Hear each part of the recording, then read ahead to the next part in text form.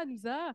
Donc, après avoir bien agi et compris comment ça se passe sur le terrain des centres d'éducation populaire, on amorce un segment plutôt sur la réflexion. Donc, on reçoit cet après-midi 3 panélistes qui vont alimenter nos réflexions collectivement autour de l'éducation populaire. Donc, je vous présente Anouk Bélanger, professeure à l'UQAM en communication et sociologie, Myriam Zaidi, qui est directrice à la formation à la Fédération des travailleurs-travailleuses du Québec, la FTQ, puis Valérie Lépine, qui est co-coordonnatrice mobilisation et communication au MEPAC, le mouvement d'éducation populaire et action communautaire du Québec. Merci à vous 3 d'avoir accepté notre invitation. Euh, on s'est entretenu et elles m'ont accordé le droit de les tutoyer. Donc, soyez pas offensés. Je vous en informe. Donc, Anouk Bélanger, professeure à l'UQAM, pour toi, le terrain, la connaissance de ce qui se passe dans les organismes, c'est très important. Elle a participé à plusieurs projets de recherche, action avec des centres d'éducation populaire ou dans d'autres milieux populaires communautaires au fil des 20 dernières années. Elle enseigne dans les programmes d'action culturelle et animation socioculturelle. Elle supervise des stages de ses étudiants dans les milieux culturels communautaires. Donc, ça te permet d'avoir un écho avec ce qui se passe dans le milieu. Tu as été bercée par l'éducation populaire depuis ta tendre enfance. Je voulais d'abord te demander... Par lui, entre autres. Donc, je voulais d'abord te demander, Anouk, toi, en tant que personne, qu'est-ce que ça représente pour toi, l'éducation populaire? Bien, beaucoup de choses par le biais de plusieurs personnes complètement différentes ici. Mais c'est d'abord, je ne sais pas pour parler de moi, mais pour dire que j'ai été traversée dès la naissance, au berceau en tout cas, par cette idée-là de apprendre à apprendre et apprendre tout au long de la vie. Parce que mon père était très impliqué, très engagé dans cette idée-là du lifelong learning. Parce que ma mère aussi avait animé des cinémas populaires, parce qu'elle faisait de la formation en santé et sécurité au travail, parce que j'avais des voisins comme monsieur ici qui nous berçaient aussi. On jouait avec ses enfants. Bon. Donc, c'est une affaire de famille, c'est-à-dire que ça fait partie de l'éducation que j'ai eue chez nous. Euh, Quand on dit que l'éducation populaire, c'est en partie apprendre comment apprendre autre chose, ça, je l'ai eu dès le berceau. Fait que c'est sûr que je suis, comment dire, engagée à cette idée-là ou traversée par cette idée-là. Après, ben, c'est ma formation parce que je pensais que je m'intéressais à la culture populaire. En fait, j'ai étudié la culture populaire puis la culture ce qu'on appelle les mouvements ouvriers plutôt avant, les différents courants. On me rend compte finalement que les personnes qui ont théorisé la culture populaire, qui ont fait entrer la culture populaire dans ce qu'on peut comprendre de la culture, avec un grand titre, la culture, c'est pas juste les musées, les grands arts, c'est toutes sortes de choses qu'on fait dans toutes sortes de milieux. Puis les personnes qui ont poussé pour qu'on comprenne la culture de manière plus large, ben, c'est Raymond Williams, qui travaillait avec Paulo Freire, qui travaillait avec Richard Alger, qui en fin de compte étaient ces personnes-là qui ont fait l'éducation aux adultes. Puis juste très rapidement, ils venaient de milieux populaires, eux, mais avaient eu la chance d'aller à l'université, puis ils ont voulu redonner en participant à l'éducation du soir, qu'on faisait le soir, c'est-à-dire aux ouvriers, en disant, on va leur amener la grande littérature anglaise dans ce cas-ci, pour se rendre compte, quand ils rencontraient les ouvriers ouvrières, c'est surtout les ouvriers à ce moment-là, malheureusement, mais qui lisaient plein. Ils lisaient plein d'affaires. C'est juste qu'ils lisaient pas les grands auteurs ou les grands classiques. Et donc, cette occasion-là où on pensait venir apprendre quelque chose s'est transformée en ce que Paulo Freire, dans le fond, enseigne, un partage de je lis ça, tu lis ça, qu'est-ce que tu en prends, qu'est-ce qu'on en comprend. Et cette idée-là de culture populaire, de faire entrer une nouvelle manière de voir, puis une nouvelle manière de faire, ben, c'est les mêmes personnes. Fait que, bon, connexion dans ma formation qui était d'abord en culture, mais qui passe par ces auteurs-là, puis qui me ramène à ma formation initiale de ma famille, le berceau. Puis là, bon, ben, finalement, je me retrouve prof à l'UQAM, qui est une institution quand même qui travaille dans le sens d'une certaine horizontalité, là, partager des connaissances, discuter ensemble. Puis j'enseigne au programme d'action culturelle, Vanessa, merci, que j'ai rencontré là. Puis dans le cadre de cet enseignement-là, ce qu'on fait quand on enseigne l'action culturelle au Québec, c'est dans cette idée-là de considérer la culture, c'est tant juste communautaire. Fait qu'on parle de l'éducation populaire, c'est qui, c'est quoi, c'est quand, c'est où. Ça passe par des fédérations, ça passe par les associations autonomes, ça passe par les CEP. Bon, fait qu'il y a ça, j'en parle dans mes cours, donc je lis ça, on envoie des stagiaires dans les milieux, on a fait des levées de fonds au texte.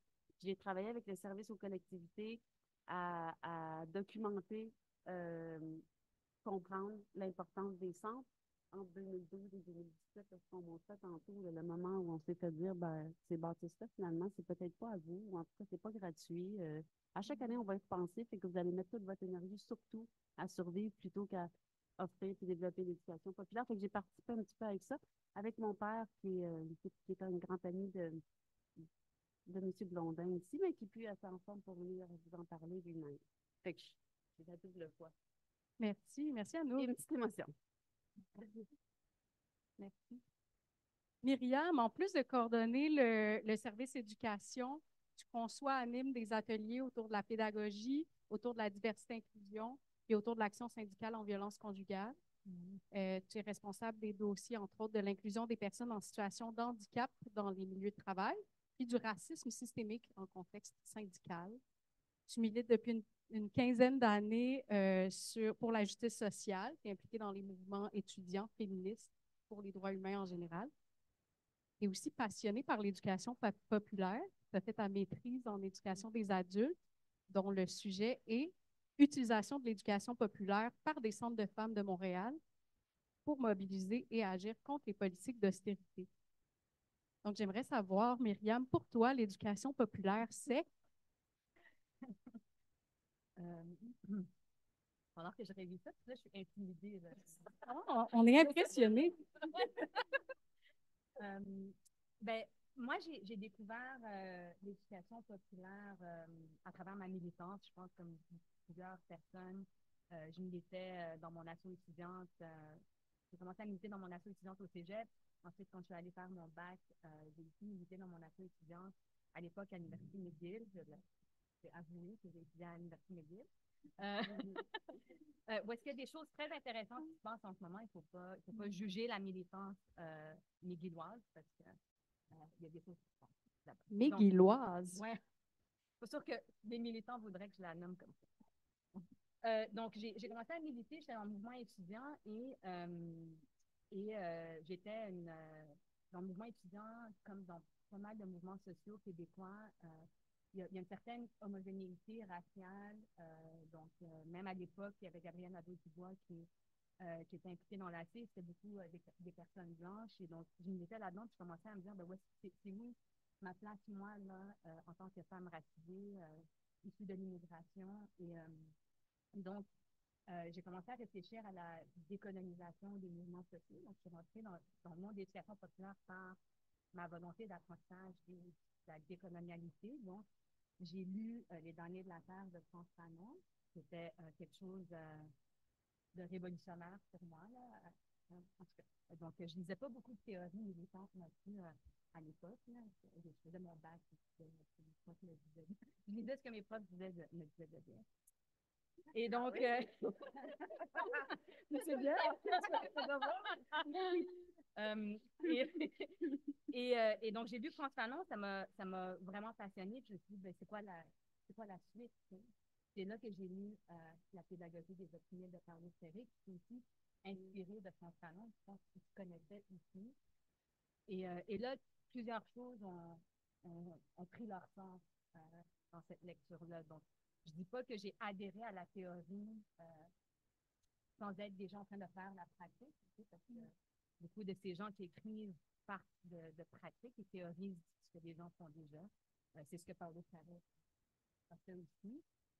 Mais des fois, ça aide. Quand on parle de pratique, là, la théorie qui vient de la pratique, moi, ça m'a aidé à mieux comprendre ce que je faisais. Puis j'ai eu la piqûre, justement, de l'éducation populaire à ce moment-là. Puis je l'ai intégré dans ma militance. Donc, j'ai intégré plus de ce qu'on appelait à l'époque des teaching, des ateliers d'éducation populaire, n'importe où sur le campus, n'importe comment. On faisait des activités de, je sais pas, de confection de pancartes pour des manifs, mais en même temps, on parlait du néolibéralisme, du capitalisme, on essayait d'apprendre les uns des autres d'une manière horizontale et aussi basée sur notre expérience de militance ici. On essayait de déconstruire un peu notre militance. Donc c'est comme ça que je suis venue à l'éducation populaire. J'ai tellement aimé que j'ai décidé d'aller faire une maîtrise là-dedans, qui me permettait aussi d'explorer un peu comment est-ce que l'éducation populaire vit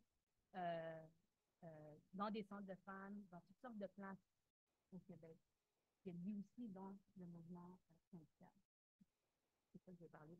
Merci. Ça nous donne envie d'en savoir plus déjà. Valérie, co-coordonnatrice à la mobilisation et communication, mais aussi toute autre tâche connexe qu'on connaît bien dans le communautaire. Elle nous a rappelé. Au MEPAC, toi aussi, tu as été d'abord militante dans le mouvement étudiant féministe. Depuis une dizaine d'années, tu navigues dans le milieu communautaire au sein d'organismes qui font de la défense collective des droits. Comment ça se vit pour toi, l'éducation populaire, concrètement? Oui, j'ai un parcours qui ressemble un peu à ma voisine. Dans le fond, moi aussi, je pense que j'ai vécu l'EPA avant de savoir c'était quoi, en fait, là. Dans le fond, j'ai commencé à militer dans le mouvement étudiant, dans les vagues de grève là, de 2012. Puis tout ça a commencé un peu par un milieu de vie, là, parce que dans le fond, l'association étudiante, comme au Cégep, souvent, c'est un local attractif parce qu'on va chiller. Puis là, de fil en aiguille, c'est ça, j'ai commencé à m'impliquer puis à faire ce passage-là du jeu au nous, dans le fond, de constater que mes conditions de vie, puisque dans le fond, je suis une universitaire de première génération, donc, tu sais, comme les difficultés financières, etc. Le fait aussi que j'étais une femme dans le milieu militant, donc j'ai commencé à m'impliquer dans les comités de femmes de mes associations étudiantes. Donc, tout ça, je l'ai vécu avant même de, justement, commencer à être dans le communautaire, d'arriver au MEPAC, puis même rendue à l'université, j'ai étudié en travail social, puis il faut dire que à mon université, le parcours de travail social était beaucoup axé sur l'intervention individuelle ou institutionnelle. Fait qu'on parlait, en fait, on a parlé très peu d'éducation populaire à l'université, puis je l'ai plus vécu dans mes stages, parce que j'ai fait mes stages dans le communautaire. Donc, c'est là que j'ai vraiment comme vu la réalité. Fait que mon approche a été comme d'abord beaucoup dans le vif, puis après ça, de faire comme, ah, OK, c'est comme, en fait, ce que je vivais, c'était ça, c'était de passer du jeu au nous, de construire collectivement des actions, d'être en lutte, de vouloir changer le monde. Donc, c'est un peu comme ça là, que je suis arrivée comme dans le monde de l'éducation populaire. Merci. Donc, on peut dire que vous trois, à votre manière, vous allez nous amener un regard sur l'éducation populaire puis comment ça change le monde, finalement. Merci. Anouk, on va commencer par une question très ample et vague, mais ô combien nécessaire. Selon ton regard, comment l'éducation populaire contribue à la transformation sociale? Question. Ben, il y a tellement de manières d'expliquer ça. Je vais essayer de faire court, mais juste pour dire, tantôt, j'entendais plein de mots qui aident à expliquer ça, tu sais, organisation, capacitation, mobilisation, soutenir le développement, l'autonomie, l'engagement, le pouvoir d'agir de l'individuel au collectif. Euh, il y a quelque chose dans l'éducation populaire qui m'amène à, si on part d'une base très très simple, l'éducation tout au long de la vie, ça appelle à deux choses. Comprendre la vie comme étant un processus où on évolue, on peut évoluer. Ça prend des compétences individuelles, ça nous mène à travailler avec des groupes, puis en groupe, on évolue encore mieux. Il y a ça. Puis il y a l'idée de l'éducation, c'est-à-dire penser l'éducation d'une certaine manière, une manière qui n'est pas juste l'école et ses diplômes, mais des lieux, des moments où on apprend. Donc, on apprend des compétences pour apprendre encore plus. Donc, il y a, dans ces deux processus-là, je pense que c'est important, il y a l'idée d'une volonté, puis d'une curiosité, puis comment dire, une conviction que quand on se forme de différentes manières, on se transforme. C'est pour moi le mot, il y a quelque chose qui est là-dedans. Former, puis se transformer. Puis l'idée du trans, dans le fond, ce qu'il dit, c'est qu'il nous amène au-delà. Donc, par la formation, on peut avancer, on peut voir des nouvelles choses. Puis je reviens souvent, c'est bête à dire, mais ma grand-mère, elle disait souvent ça, comment elle disait ça? la certitude inébranlable de l'ignorance. J'ai entendu dire ça tellement de fois. Puis c'est ça, en fait, apprendre, c'est voir au-delà des convictions qu'on peut avoir avec le... Donc, plus on en apprend, plus on réalise qu'il y en a d'autres à apprendre, mais des fois, on a des convictions très arrêtées, rigides par rapport à ce qu'on connaît. Quand on va un petit pas pour en apprendre un peu plus, ça ouvre. C'est sur ce principe-là vraiment simple que j'invente, que tout le monde connaît ici, dont tout le monde a fait expérience, qui m'amène à comprendre que l'éducation populaire, ça forme et donc ça transforme puis, en général. Puis en particulier, il y a cette idée-là qu'on forme des individus qui vont passer à l'action, puis elle va être collective. Fait que, il faut que je parle plus proche. Ah, c'est vrai, excusez-moi les gens sur Zoom. Je parle pas fort, puis je savais pas qu'il y avait un Zoom. Donc, de l'individuel au collectif, c'est important aussi parce que la formation et la transformation strictement personnelle, en fait, ça mène pas à la transformation sociale, justement. Donc, ça, c'est impliqué là-dedans. Puis, dans la transformation, l'élément que j'amènerais pour le comprendre, peut-être, puis là, c'est ma job de prof qui m'amène à apporter ça, parce que je pense que vous allez apporter d'autres choses que ça. C'est l'idée de transformer aussi l'approche éducative, autant pour les enseignants que pour les étudiants. Si je vous donne un exemple, même à l'université, qui est l'institution postsecondaire où on donne des diplômes, il y a beaucoup de personnes étudiantes qui arrivent pour justement chercher un diplôme. Leur approche n'est pas apprenante. Puis il y a plusieurs enseignants qui n'ont pas une approche pédagogique. Donc, même dans les institutions d'éducation formelle, pour moi, c'est quelque chose qui est à travailler. Ça forme et ça transforme dans les institutions du savoir qui donnent des diplômes à la clé. Donc, l'éducation populaire, c'est aussi, ça forme et ça transforme de ce point de vue-là, c'est-à-dire que ça transforme la façon dont on peut concevoir l'éducation en général, mais aussi la pédagogie. C'est comme comment on s'adresse à un groupe. Tu mentionnais Paulo Freire tantôt, c'est ça, ça transforme l'œil pédagogique parce que considérer les personnes à qui tu viens apprendre quelque chose comme des personnes qui sont non seulement apprenantes de toi, mais qui vont t'apprendre des choses aussi. Donc, il y a un partage. Tantôt, on a mentionné ça, un partage. Ça aussi, c'est transformateur du point de vue de la pédagogie qu'on peut offrir, mais du point de vue de l'expérience aussi de l'enseignante, dans mon cas.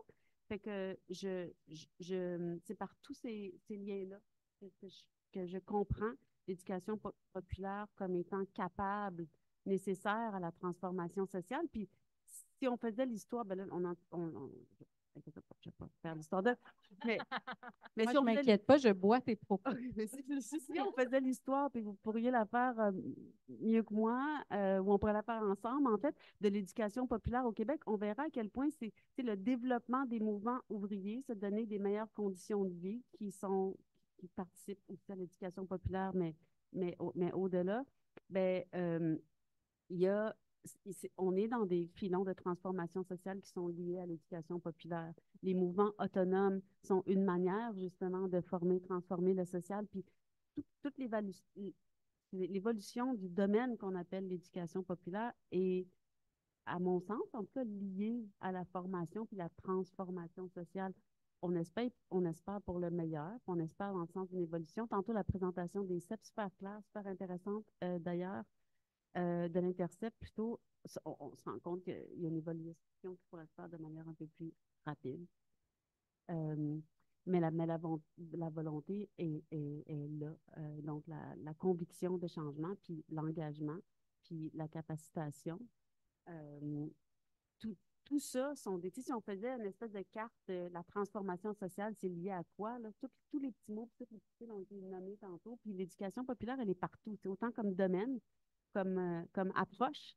Approche à l'éducation, puis approche à la vie. Puis là, je ne fais pas ça pour faire de la fausse philosophie ou des idées faciles, mais vous le savez, quand vous participez à des activités dans les centres d'éducation populaire, c'est pour ça que vous êtes là d'ailleurs, c'est parce qu'il y a une position de l'apprenant. Et on est toujours des apprenants, mais il y en a qui n'ont pas la chance qui n'ont pas des CEP dans leur quartier, ou l'équivalent des MAPAC. Fait que, pour moi, il y a un lien fondamental entre la transformation sociale au Québec et ailleurs et l'éducation populaire. Puis il y a un objectif, une visée, mais une retombée aussi de l'éducation populaire comme étant la transformation sociale. Puis là-dessus, deux défis. La reconnaissance des formations. Tu l'as dit tantôt, là, il n'y a pas de formation pour les formateurs ou les coordonnateurs, coordonnatrices en éducation populaire.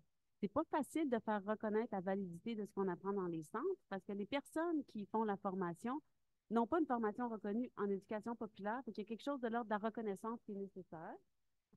Puis, tout à l'heure, on l'a mentionné, là, il y a l'éducation, les CEP, ce sont des milieux de vie. C'est pas juste un lieu où il y a une liste d'activités à laquelle on peut s'inscrire. Fait que les espaces permettent la transformation sociale, puis nous donnent un milieu où on peut travailler dans la durée. Fait que, reconnaissance, temps, la durée, puis les espaces, pour moi, sont tous aussi des leviers qui branchent, on peut dire, l'éducation populaire à la transformation sociale effective, que j'ai souhaité.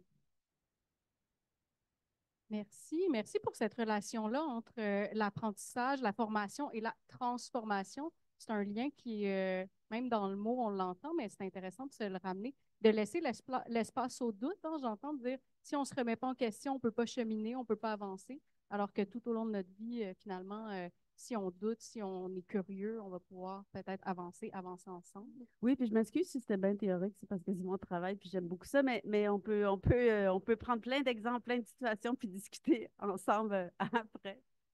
Mais c'était aussi intéressant d'entendre la relation entre les lieux formels d'enseignement, comme peut être l'université, qui finalement aurait à gagner d'utiliser des techniques où on est dans un mode plus de partage, puis où on sème la curiosité au lieu d'aller transmettre des grands savoirs, mais plutôt de se placer dans une posture où tout le monde apprend, puis tout le monde évolue collectivement. Très intéressant. Merci, Anouk.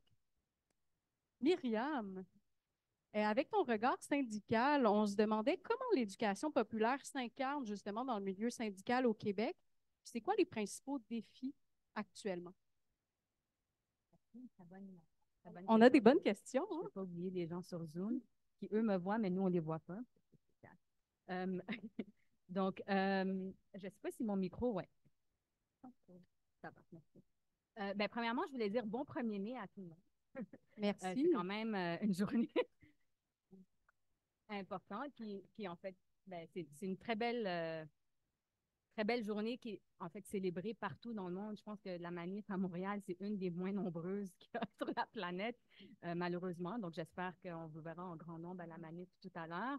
Mais c'est vraiment des dizaines de milliers. Je suis tout le temps, à chaque jour, je vais regarder des photos des manifs en Inde, des manifs partout dans le sud global. C'est vraiment inspirant de voir la classe ouvrière se mettre ensemble et revendiquer pour des meilleures conditions de travail et de vie. Donc, je vais brièvement parler de comment est-ce que l'éducation populaire s'est incarnée historiquement à la FTQ, à la Fédération des travailleurs et travailleuses du Québec. Donc, je ne peux pas parler nécessairement pour tout le mouvement syndical, mais je vais parler pour la FTQ. Puis, je suis un peu intimidée parce qu'il y a une personne qui l'a vécu, cette histoire, qui est dans la salle en ce moment, Michel Blondin. Donc, on a ce privilège-là. Donc, si jamais je dis n'importe quoi, Michel, tu pourras aller au micro. Donc, nous, le service d'éducation de la FTQ a célébré son 50e l'année dernière.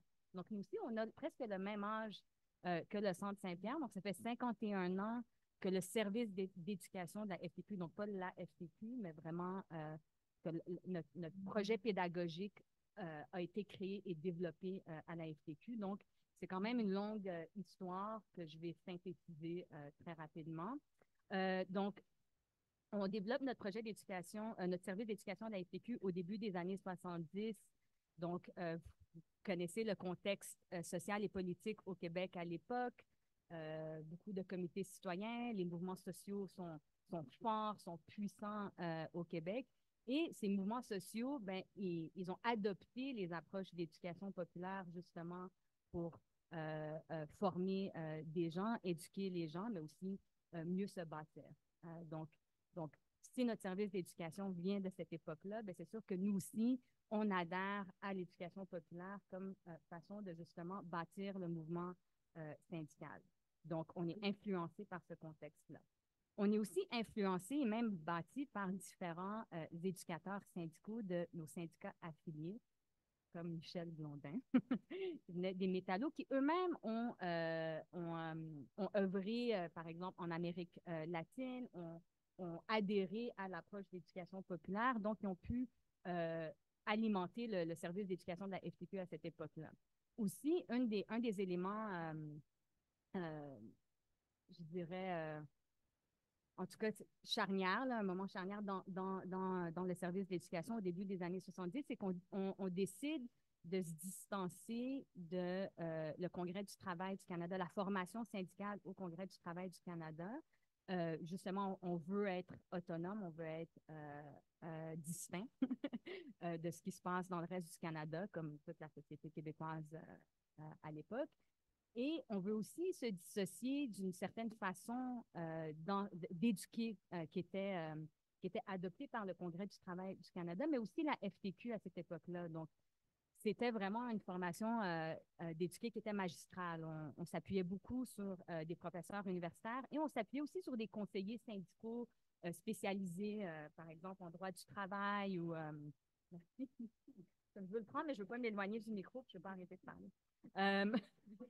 Ça, là, donc, on décide de faire de créer un modèle d'éducation à la FTQ qui n'est pas magistral et qui s'éloigne de ça. Donc, ça n'a pas été facile parce que ça n'a pas été facile pendant les 50 années aussi parce que c'est un modèle dominant auquel beaucoup de personnes adhèrent. Et même la classe ouvrière qui était moins éduquée à l'époque adhérait à ce modèle-là, des fois parce que c'était leur seule façon d'avoir accès à certains apprentissages qui étaient plus valorisés par la société. Donc même des militants syndicaux disaient, ben moi, ça, c'est mon occasion d'être un expert dans quelque chose. Donc, enlève-moi pas cette occasion-là avec ton approche. Donc c'est ça le défi. Même des gens qui ne viennent pas de ce système vont résister les approches d'apprentissage horizontales jusqu'aujourd'hui. Je vais élaborer un peu plus tout à l'heure. Donc, on challenge le modèle, on va de l'avant. On décide d'y aller avec l'approche d'éducation populaire. Et on décide d'organiser, évidemment, l'éducation populaire, c'est beaucoup de la formation par les pairs, c'est de la formation militante.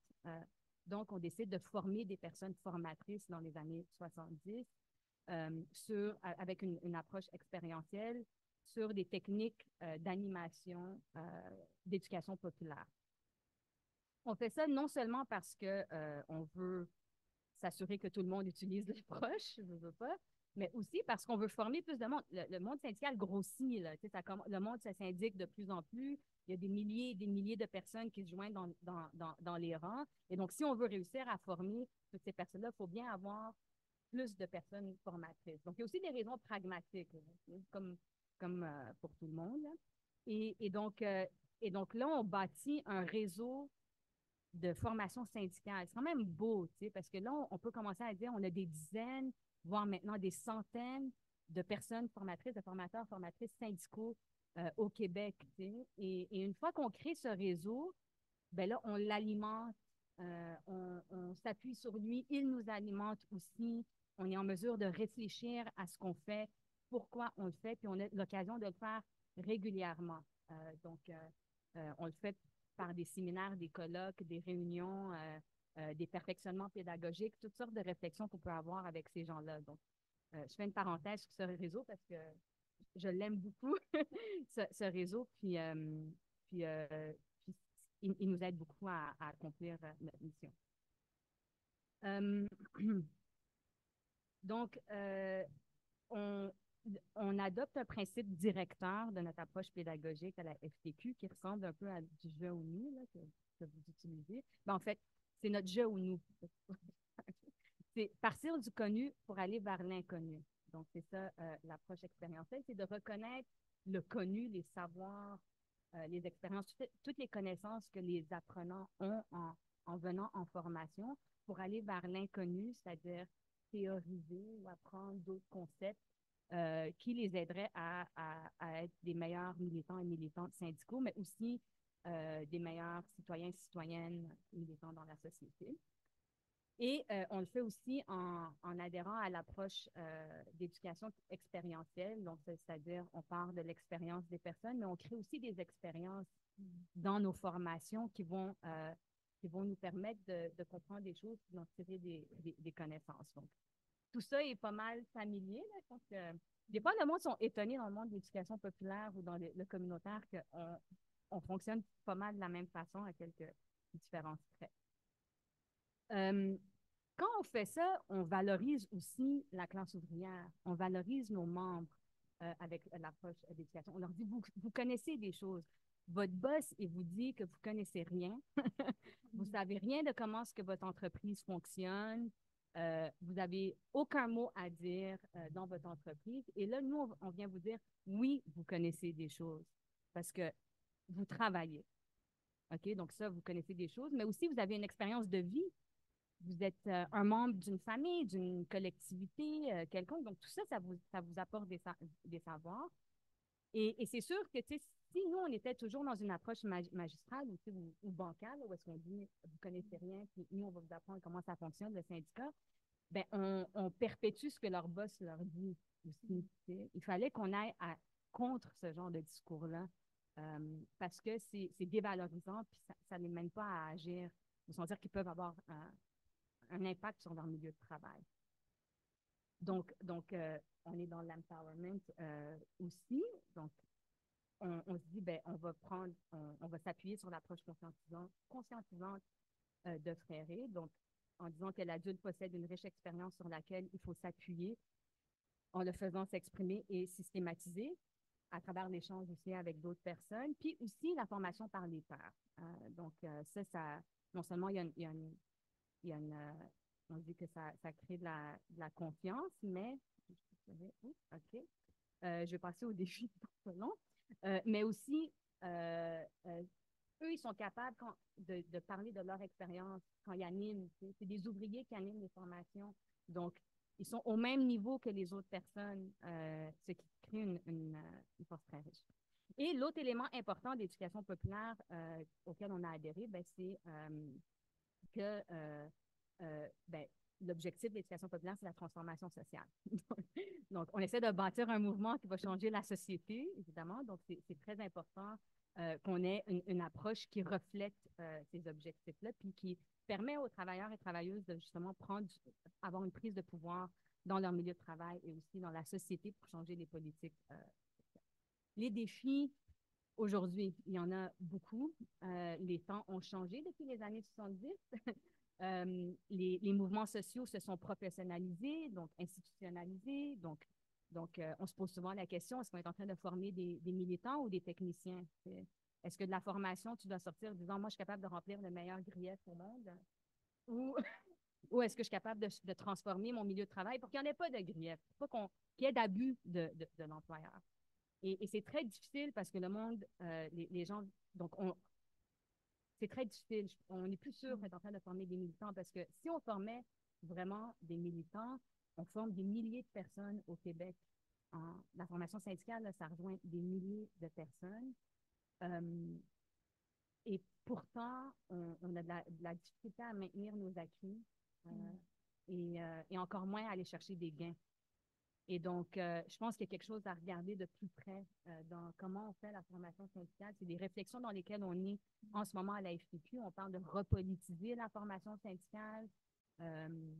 On se pose des questions parce que là, on a comme Poliev qui va peut-être être élu au fédéral, qui va clairement s'attaquer à la classe ouvrière, aux syndicats. Legault, puis on sait qu'il y a de nos membres, même de nos militants qui votent pour ces gens-là. Donc, il y a quand même quelque chose qui ne marche pas. Et donc, c'est quelque chose qu'on essaie d'aborder parce que l'éducation populaire, oui, elle est toujours présente, mais jusqu'à quel point, qu'est-ce qu'on a laissé tomber avec le temps à cause, justement, non seulement de la professionnalisation, mais aussi de la judiciarisation de la militance syndicale. Et là, c'est des conflits de travail, c'est fais ton enquête, c'est ça. Donc là, les militants disent, ben, ils sortent avec leur caseload. Là, ils ne sont pas en train d'aller dans des manifs ou de faire.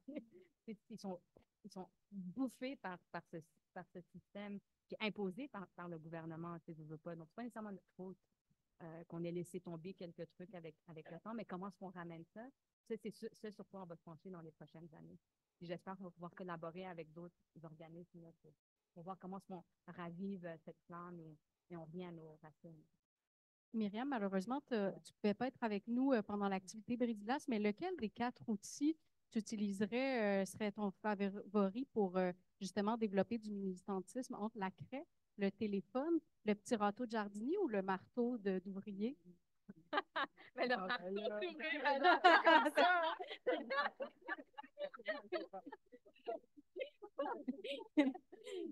merci beaucoup, Myriam.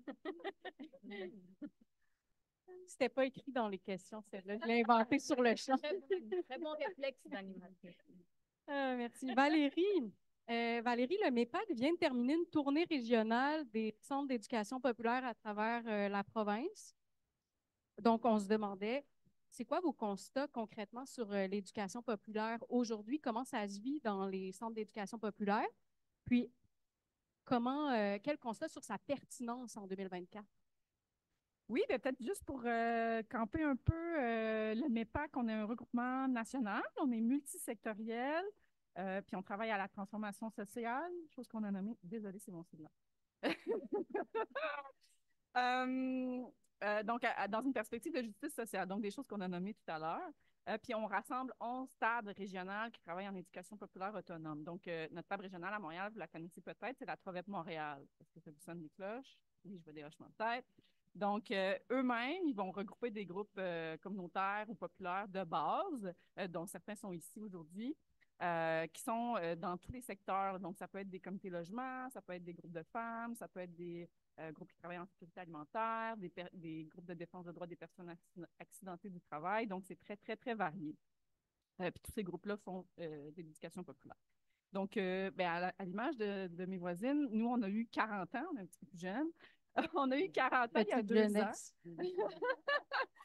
On a eu 40 ans il y a 2 ans, puis on a fait un processus où on a voulu se pencher sur notre histoire, parce qu'on n'avait jamais écrit notre histoire. Donc, on a produit un livre qui documentait tout ça pour la première fois. Donc, j'en ai des copies si jamais vous voulez me voir après la présentation, mais ce n'est pas le sujet d'aujourd'hui, mais c'est que ça vient alimenter la démarche qu'on a faite. C'est qu'on s'est dit, OK, ça, c'est notre histoire.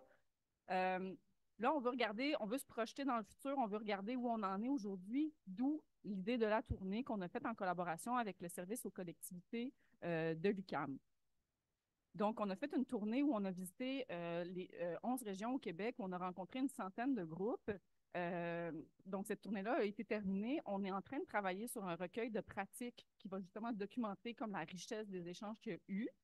Celui-là, il est en cours, il va sortir bientôt, mais aujourd'hui, je vais sortir de certains éléments de cette tournée-là pour vous parler un peu des forces et des défis que le mouvement d'éducation populaire vit en ce moment. Je vais commencer par les forces. Genre, bonne nouvelle, mais pas tant une surprise. L'EPA est encore utilisé partout dans toutes les régions du Québec, donc c'est quelque chose qui est encore très vivant. Puis dans tous les secteurs aussi, dans la centaine de groupes, là, tout le monde faisait encore des pratiques d'éducation populaire. C'est sûr qu'on vit des défis, mais c'est quand même une approche qui a beaucoup d'adhésion encore. Donc, première force. Deuxième force, c'est qu'on a une définition au MEPAC de l'éducation populaire autonome qui date des années 70, puis on s'en est un peu servi pour faire la tournée. Puis peut-être juste pour en parler rapidement, là, sans vous la lire, dans le fond, notre définition parle d'un ensemble de démarches où on fait une prise de conscience de nos conditions de vie, où les gens sont impliqués, qui nous amènent à mener des actions collectives pour lutter pour un monde meilleur. Donc, grosso modo, c'est ça. Et quand on a parlé de la définition au groupe, elle faisait encore du sens. On a pu la décortiquer en critères. Ça nous a amené à avoir des riches réflexions, des échanges de « Ah, on fait-tu encore de l'EPA dans notre groupe? Oui, ah, des fois, on achète telle partie d'une démarche d'éducation populaire. » Donc, on a vu qu'on avait encore des bases théoriques communes, mais ça aurait pu changer depuis les années 70, mais c'était encore le cas. Donc, deuxième force. Puis la troisième, c'est ce qui animait encore les groupes. En fait, notre moteur, c'est encore de changer le monde, réduire les inégalités, améliorer les conditions de vie des gens, leur redonner du pouvoir. Donc, tout ça, c'est vraiment le carburant. Là. Désolée, j'ai une analogie un peu de moteur, là, mais de ce qui motive une démarche d'éducation populaire autonome. Donc, c'est encore présent puis c'est encore vivant. Donc, ça, c'est sur ce quoi on peut tabler aujourd'hui puis ce qu'on a constaté au sein de la tournée. Puis au niveau des défis, ben, je pense qu'il y a des choses qui sont comme partagées avec le mouvement syndical, mais c'est sûr qu'on s'inscrit dans une culture qui met beaucoup de bâtons dans les roues, dans les démarches des pas, beaucoup d'obstacles, une culture dominante qui porte un discours, et les institutions de pouvoir portent un discours qui nous nuit d'une certaine façon. Peut-être juste pour comme nommer quelques éléments, ben, il y a tout le désengagement de l'État dans les services publics puis les programmes sociaux, donc notre filet social qui est comme de plus en plus amoché, fait en sorte que les groupes sont de plus en plus mis dans une position où ils doivent offrir ou en tout cas se voient un peu contraints à offrir de plus en plus de services individuels. Puis oui, le service individuel a une place dans une démarche d'éducation populaire autonome, mais plus elle prend de la place, bien, plus elle gruge du temps et de l'espace pour des démarches plus longues, pour animer un milieu de vie, pour organiser des actions collectives. Donc, ça vient quand même un peu teinter ce qu'on peut faire en EPA parce qu'on a comme une charge de travail qui comme vient nous submerger. Puis à la fois aussi, comme tu le mentionnais, il y a un appétit des gens. Dans le fond, le système met beaucoup les gens dans une position de client, de consommateur et moins dans une position de citoyen, citoyenne. Donc, le passage du je au nous, il est plus difficile parce que le nous est vraiment comme plus loin, parce le système, la société ne nous met pas dans cette posture de nous-là, mais plus dans une posture de je. Donc, ça fait que les gens arrivent souvent dans les groupes avec une attente de ben, je viens pour un service rapidement et ensuite je quitte. Puis il y a aussi, ça a été, on en a parlé tout à l'heure, mais toute la place aussi qu'on laisse à l'informel dans les groupes. Tu sais, quand j'essayais de m'écrire, OK, comment je définis l'informel? Puis la première chose que j'ai pensé, c'est, ben c'est un peu les temps morts. Puis je me suis dit, OK, pourquoi on appelle ça des temps morts? C'est comme, bref, ce sont les temps où on est comme ensemble sans nécessairement un objectif ou un impératif de rendement ou il faut finir avec X, mais c'est quand même des moments qui sont riches d'échanges, de créer des liens, créer une cohésion dans le groupe, ou des fois, il y a des idées qui vont émerger sans qu'on le sache pour trouver une solution à Y ou X ou machin. Donc, c'est quand même un élément essentiel, le temps d'informel dans une démarche d'éducation populaire autonome.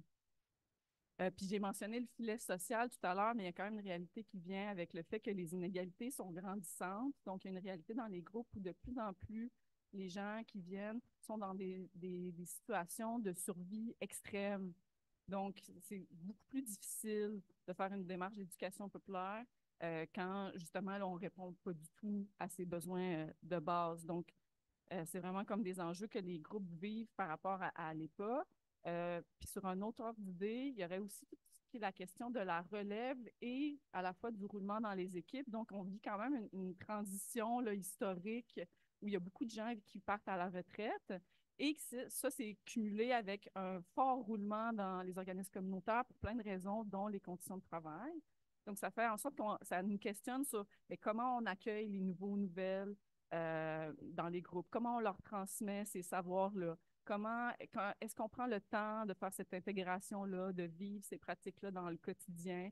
Donc, ça amène quand même des défis puisqu'on est dans des situations souvent où on essaie de faire comme plus rapidement, plus vite, parce qu'on est submergé par la charge, comme je nommais. Puis peut-être aussi de l'autre bout, vous avez peut-être remarqué, moi je mentionne EPA, donc éducation populaire autonome.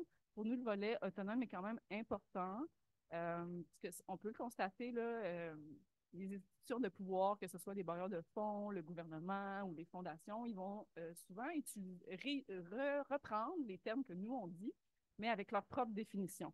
Donc, pour eux, l'éducation populaire, ils vont utiliser le terme, mais souvent, c'est pas vu du tout comme nous, on le perçoit. Ça va être comme expliquer aux gens les bonnes choses. Par exemple, si on pense à la santé publique, on va expliquer aux gens ce qu'il faut faire pour que les statistiques de Y s'améliorent.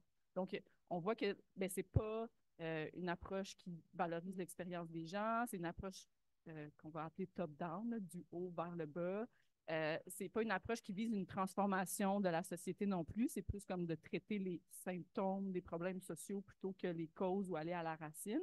Puis même de plus en plus, on les voit utiliser le mot transformation sociale maintenant, vraiment beaucoup, mais on n'a pas la même définition de la transformation sociale, parce que si on avait la même définition, je pense qu'on vivrait dans une société bien meilleure, parce que quand la CAQ te parle de transformation sociale, c'est un peu comme ben d'accord, mais allez-y. On vous regarde aller. Donc, vraiment, c'est un bout important pour nous de garder le contrôle. Bien, le contrôle, on n'a pas un contrôle total, mais de garder quand même un contrôle sur, pour nous, c'est quoi l'éducation populaire, qu'est-ce que ça veut dire, puis de chérir là, nos valeurs puis nos principes par rapport à ça, plutôt que d'embarquer un peu dans la game de comme dénaturer nos mots parce qu'ils se font appropriés par d'autres. Puis peut-être juste pour conclure, ben dans le fond, on voit que les pratiques des pas sont encore vivantes au Québec, même si on voit qu'on a des défis devant nous. Il ne faut pas s'asseoir sur nos lauriers.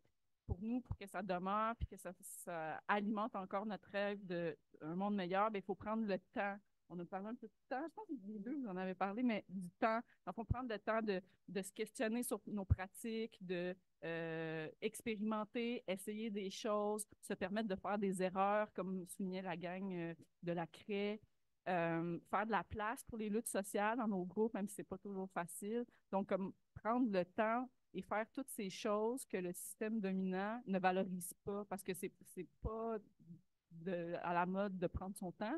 On est plus dans la vitesse, faire des choses comme le rendement, l'efficacité. Donc, aller un peu à l'encontre de ça, même si c'est difficile, parce que notre monde meilleur qu'on veut imaginer, bien, il correspond à ça, en fait. Fait que commençons par essayer de le faire à petite échelle, en espérant que ça percole, puis qu'un jour, ça devienne réalité.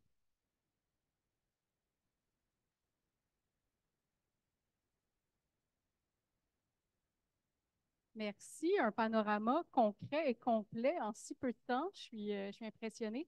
C'est intéressant de savoir que la définition de l'éducation populaire ou l'approche, en tout cas, résonne encore en 2024, même si les besoins sont peut-être différents. La réalité change, mais cette approche-là répond encore à des besoins, puis que finalement, les organismes continuent à faire toujours plus avec chaque fois un peu moins.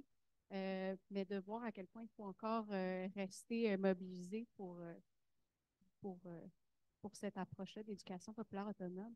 Je vous inviterai, si vous avez des questions, soit dans la salle ou en virtuel. Donc, Manuel va faire porte-parole des questions virtuelles. Si vous avez des questions, il va falloir utiliser le micro pour que les personnes en virtuel vous entendent. Donc, il y a un micro juste ici, ou sinon, on peut venir à vous si vous avez si vous souhaitez rester à votre place. Mais donc, juste de nommer la personne à qui vous posez votre question, puis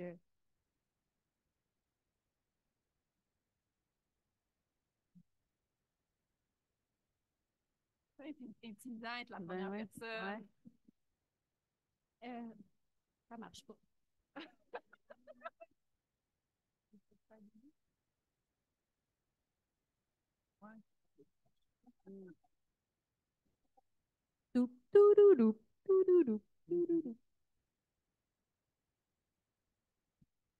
Allô? Est-ce que ça marche? Non, ça marche.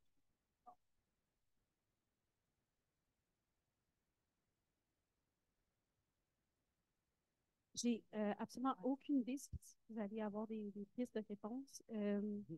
Donc, moi, je travaille pour l'Association canadienne pour la santé mentale, filiale de Montréal.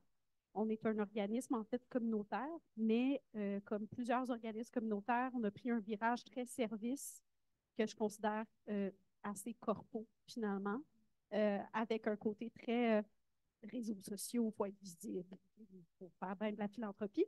Et ça m'énerve. Mais bon, c'est de même, ça marche. Alors, je me demande, moi, je suis formatrice, en fait. Je donne notamment une formation en premiers soins psychologiques, une formation qui est aussi basée sur le savoir expérientiel à la base. Et en fait, je me pose la question, est-ce qu'il y a des pistes, en fait, pour réintroduire à quelque part de l'éducation populaire dans un organisme comme ça, un organisme où il y a maintenant majoritairement des services. Puis, donc, c'est un peu comme Hein? C'est pas évident comme question, mais étant donné votre expertise puis vos connaissances et tout, je trouve que, en tout cas, je me permets de la poser. Voilà.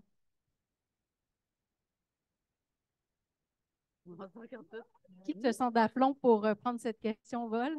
Ben, il n'y a pas une réponse. C'est une question super pertinente, mais on le sait, puis ça a été nommé tout à l'heure aussi, c'est quand un centre communautaire ou un centre d'éducation populaire se fait plier à cette formule-là de compréhension de l'affaire qui serait une offre de service avec preuve de rendement pour reproduire le financement.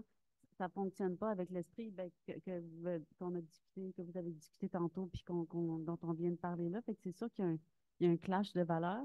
Puis il y a certainement une mécompréhension ou une incapacité en ce moment de faire comprendre ce serait quoi justement, qu'est-ce qu'apporte l'éducation populaire, autonome ou pas, ou la formation tout au long de la vie, parce que ça déborde. On est dans l'informel dont tu parlais tantôt, on est dans le transversal, dans toutes ces petites couches-là qui amènent de l'individu au collectif, qui créent un collectif. Mais dans une offre de service où on répond à l'individuel, à ceux qui font l'offre, qui comptent le nombre de personnes qui sont venues individuellement, on perd je sais pas comment, je vais pas dire enrobage, ce serait trop niaiseux, mais tout ce qui constitue la richesse de l'éducation populaire. Fait il y a un moment de mécompréhension.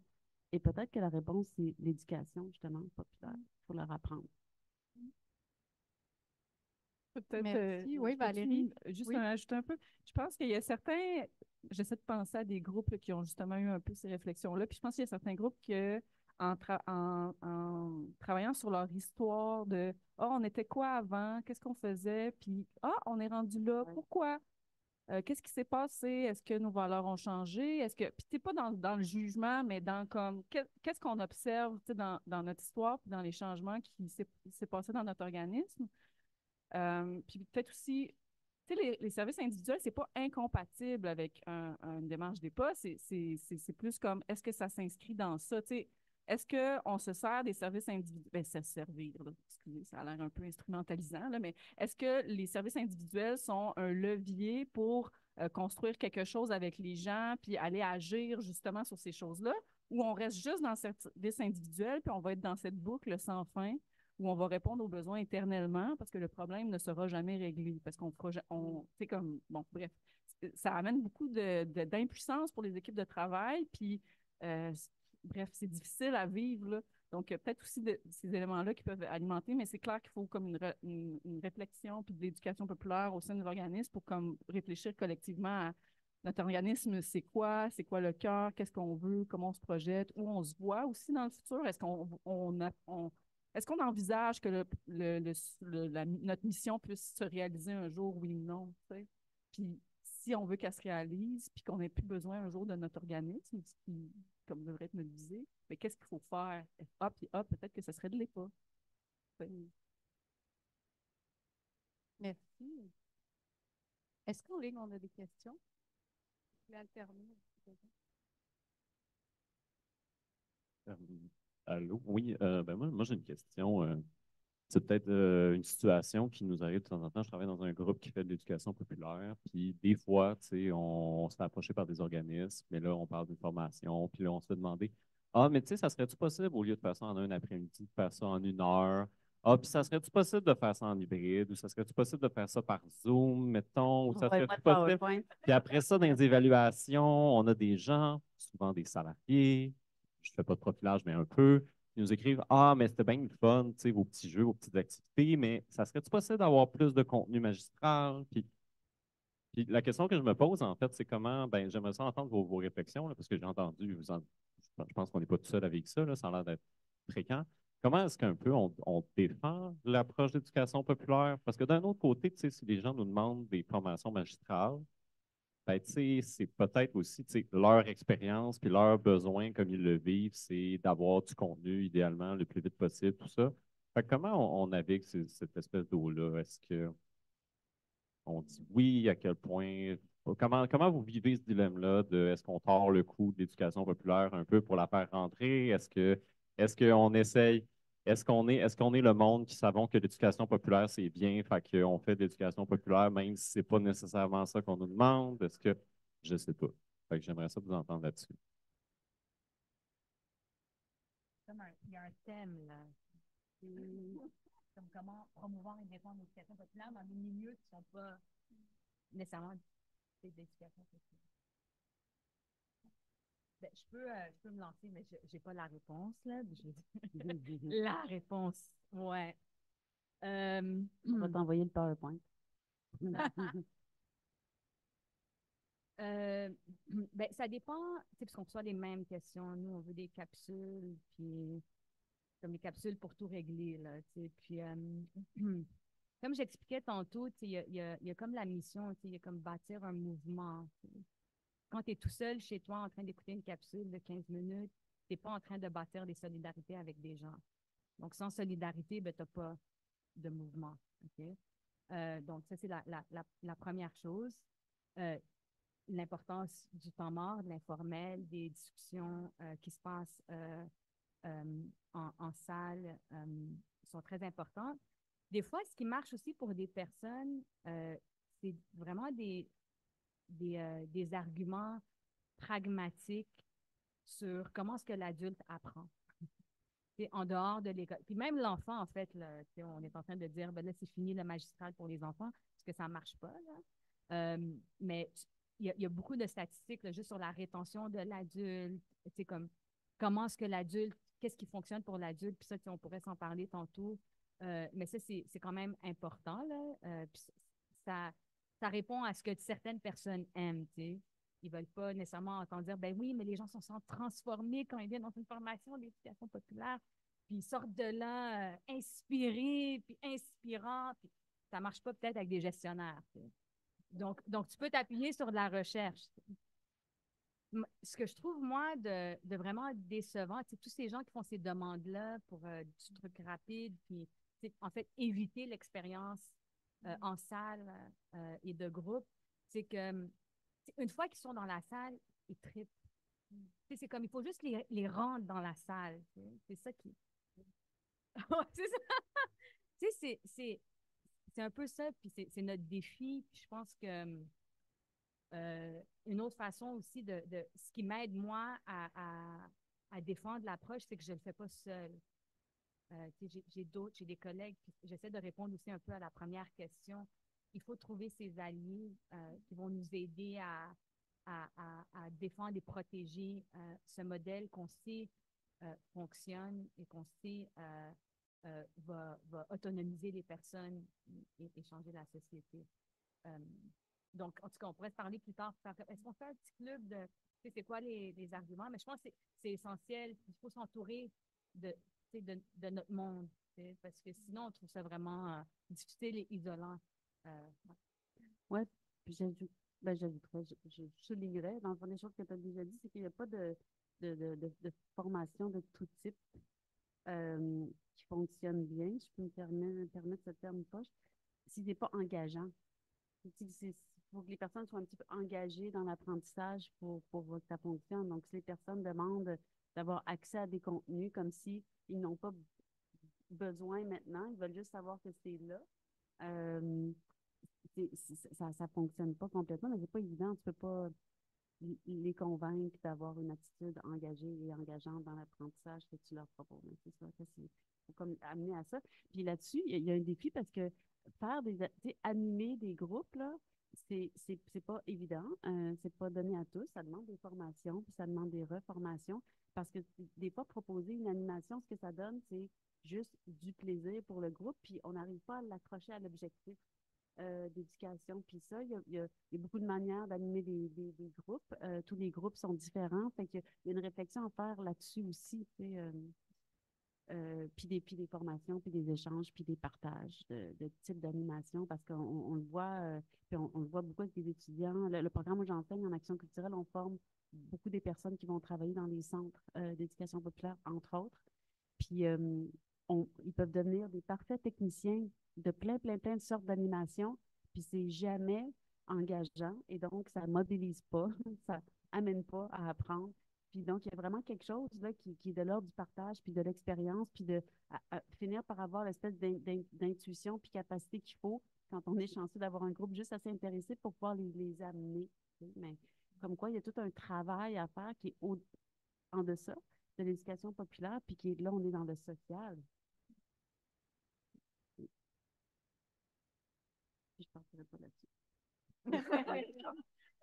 Mais juste si vous avez lu le livre, le très beau livre d'Armand Trossa sur accélération, il nous dit ça aussi, tu l'as mentionné, c'est qu'on manque de temps, on est pressé par le temps, puis pour être engagé dans une formation, ben, il faut être disposé de plein de manières, socialement, économiquement. Il faut aussi avoir du temps, tu sais. Puis ça, on en manque de plus en plus. Puis entre autres parce que le temps dans les centres d'éducation populaire, comme on a dit tantôt, est grugé par juste entretenir un mode à peine survivre d'année en année. Fait que le temps, il y a un travail à faire là-dessus aussi.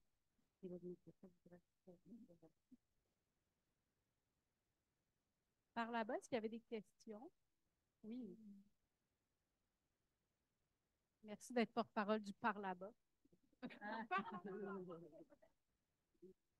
Merci. Mais c'est une question, c'est une question, c'est une réflexion sur la nouvelle tâche de l'éducation populaire, en tant que nous sommes conscients que nous sommes dans une crise civilisatoire au niveau global. Moi, j'étais éduqué dans une formation marxiste, anarchiste dans le pays d'origine. J'étais au Mexique et ici. Et on croyait que le sujet de libération, c'était la classe ouvrière. Mais maintenant, devant cette crise civilisatoire, la tâche de l'éducation populaire, c'est plus. Parce que ça a changé. Parce que si on regarde autour de nous, il y a beaucoup de pensée individualiste, plus qu'un sentiment de communauté. Tout le monde a besoin d'un changement parce qu'il y a juste une planète. Il n'y a pas. J'ai vécu plusieurs expériences, des moments avec beaucoup de répression et qu'est-ce que cherchait le gouvernement, c'est de nous isoler. Ça que fait la contre-insurgence, il y a le slogan qui dit il faut retirer l'eau de poisson, c'est ça qui nous fait toujours. Alors, pendant on lutte pour des sujets spécifiques, on s'éloigne de notre vrai objectif.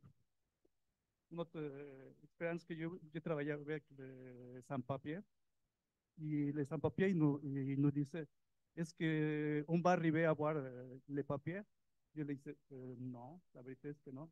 Mais ce n'est pas pour toi, c'est pour le futur.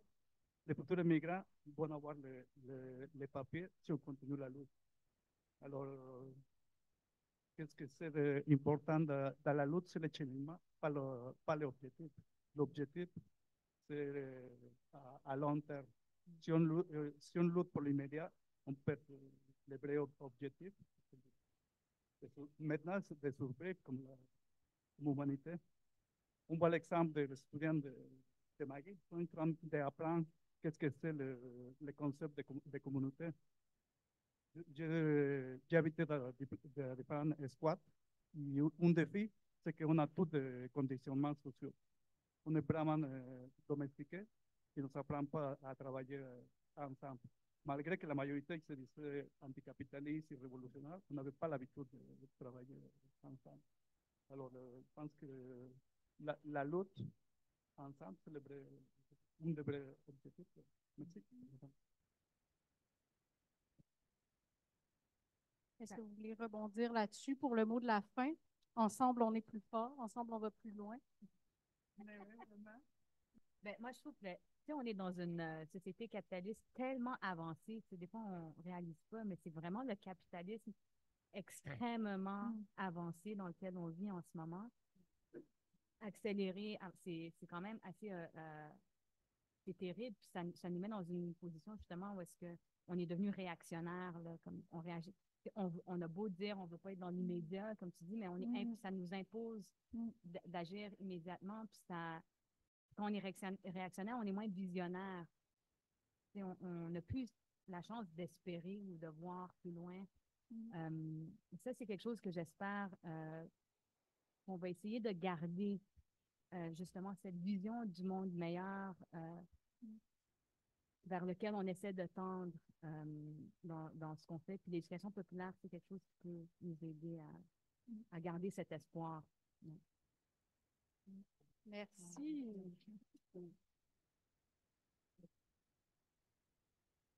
Ben, merci à vous trois. Je redonne la parole à Vanouza, justement, pour tranquillement peut-être aller vers ce moment informel qu'on apprend qui est si important. Manger des biscuits. Bon, merci beaucoup, Anouk, Myriam et Valérie.